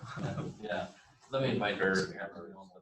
because I really don't. Out of Grimes, and the CDI. How would she, Sarah's- how did, what's our relationship? So with she's her? our civil on the projects. Oh, Yeah. okay, yeah. Yeah. Okay. Kathleen is from Snyder, right? She's from Snyder. Yep. But my point is, if you run a water main from that main up there in Vista, right, where it already is, and run it down to Madison, right? That is not gonna increase the supply whatsoever. Think of your sprinkler system. If you tap into it, you have your 1-inch main run around your yard, you tap into it for each head. That doesn't increase your supply or pressure. She only just created a loop in case one, I don't know why you would go that close. You know, and I guess it all depends on where you gotta have fire hydrants and stuff, but. Well, either way, the point of the call is, the point of the meeting is for them to describe what they think we need to do. Right. Or what they're gonna force us to. Right. So, but back to this, if it was there, which of the site plans are we favorable to, so they also can comment on that, because if it's this one, for example, she can say, oh, you already have your 2 entrances, we're worry about Madison. What was the original then, on the one Yeah, where it was Matt back- didn't it was take back- the north side of our property? Yeah, right there. Here's the original. So again, the difference here is what, how many lots? Oh, I didn't realize that's, is that what we had settled on? Is 6 lots, I think it looks like. Yeah, so this is what, right here. And then if we didn't want to pay for the street, we had the 2 options that they would put houses along with them so that they would pay for the street. It's still like them telling us our options and all of a sudden, you know, it's just coming out of the blue.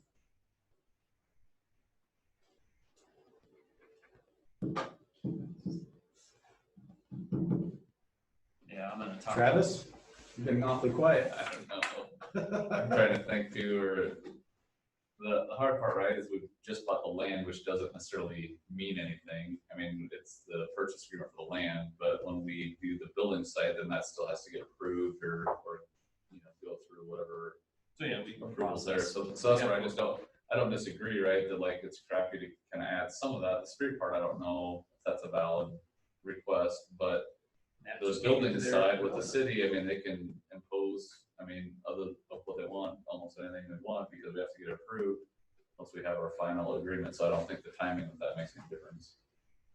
That's my perspective, just on going through the building and, all that crap. And we can get it, but we can also get a mob of people to show up at the next city council meeting and establish precedent, or establish a statement that they're being completely unrealistic on the school district.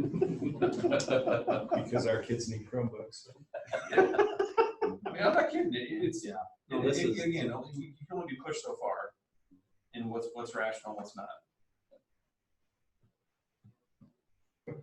Or we build what we can. Well, I just drive in there on a dirt road. So Dan, to the question about NAPSAs, I mean, so in this instance, we would have an entrance on the east side of the houses and on the west side of those houses? Yeah, so here, So you'd have one where the red arrow is, and then are you talking another entrance over there, right there? And that would be the bus entrance, right? Yep.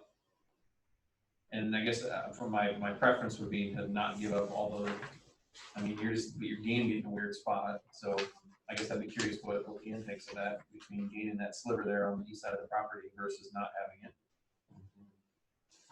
That version. I mean, we've already obligated the funds, so it's, well, it should obligate, but that's what we're planning to spend. So but is that usable space in comparison?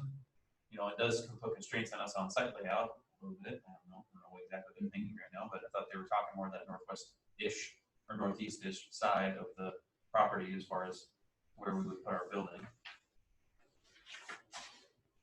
I'm guessing when we purchased the property too, we would have had it more towards the northwest to minimize the amount of extra anything we would add, because it's the closest to the street already. So Yeah. I think when we bought it, that was kind of our intent. is to That's have it what, as yeah. close That's to what the my road as intent possible. was. That right there, which you just, that one. Yep.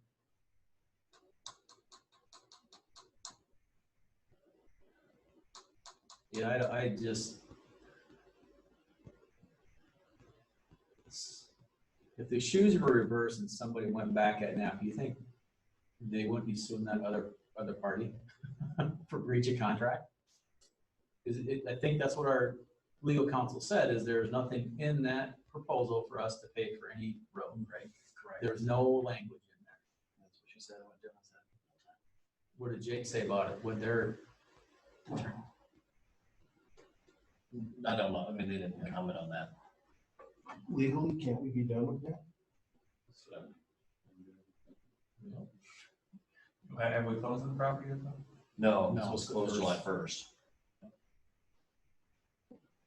and this came about what, 10 days ago? 2 weeks ago? 2 weeks ago, wasn't it? Yep. All of a sudden, Is are they kind of threatening to delay close based on this? no. No, they did, the whole thing is to get it through the city process, to get it zoned, because they have to rezone this and don't want to hold up when we can break ground in October through that whole process. So NAP doesn't have their plans in place for us and them to be able to get approved from the city, then the city's gonna say, well, who's gonna put in that road? Right. Not me, not me. Yeah. You guys can't have, Then you you got gotta the send it back and wait for the next P and Z meeting and, yeah. When you say egress, help me. you know, access, driveways, ability to get in.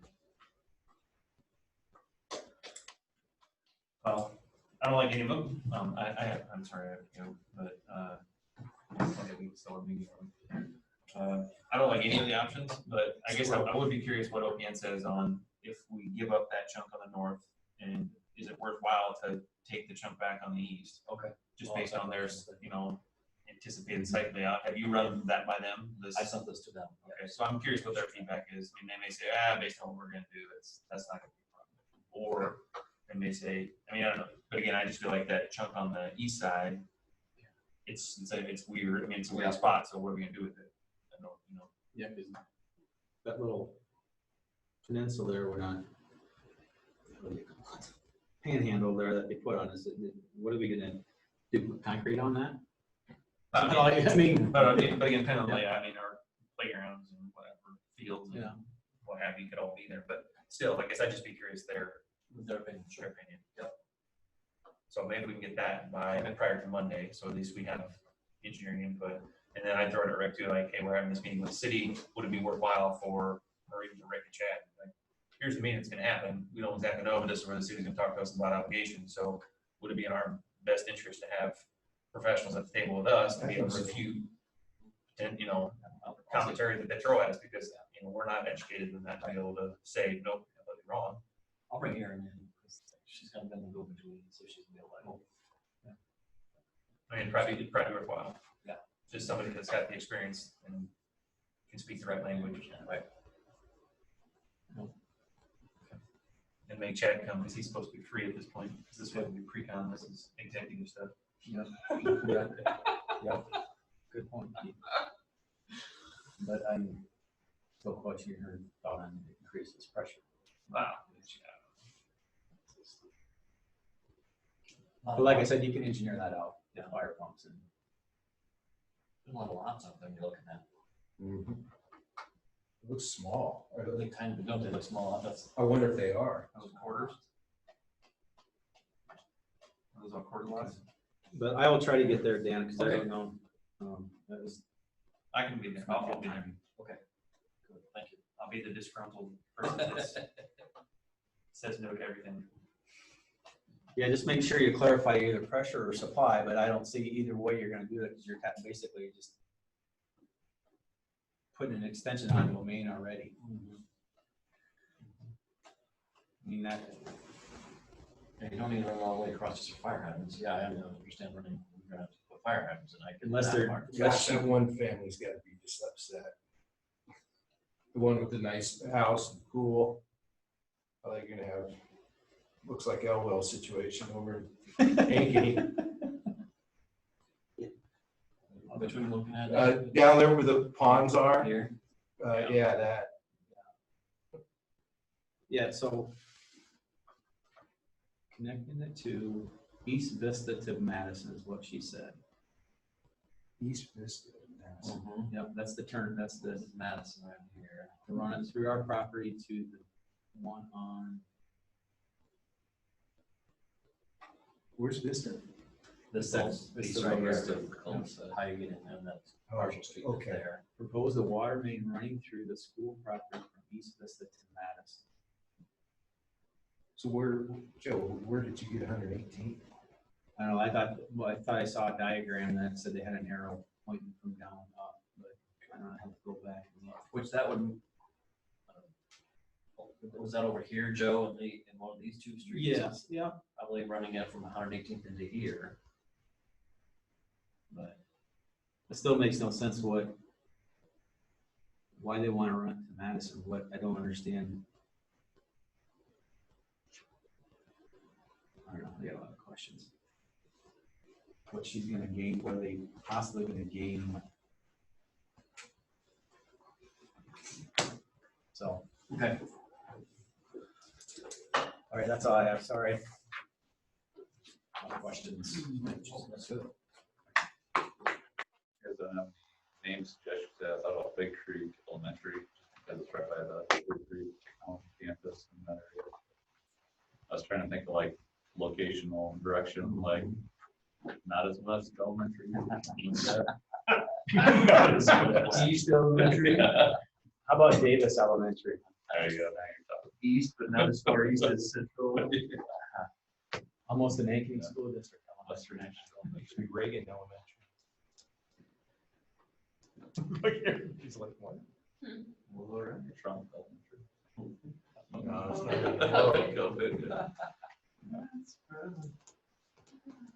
All right, so anything else? No. Keith and Joe, all in favor? Aye. 8:06. Make sure my kids have to Cleaver's Place. To the left of into Cleaver's Place that we do. Something to do, because from there you can take a good look behind that city shed, which I thought about, there was a lot. It'll take longer. Go in there sometime, because I know that the aerial shot looks like there's plenty of space, but there'll be a ton of work. Oh, for the bus thing. Yeah. That we talked about. I've been meaning to take my drone out there and just fly around and take some video of that area. Actually, I Field out there, I just haven't done it. Yeah. earlier this spring, there wasn't much of the mulch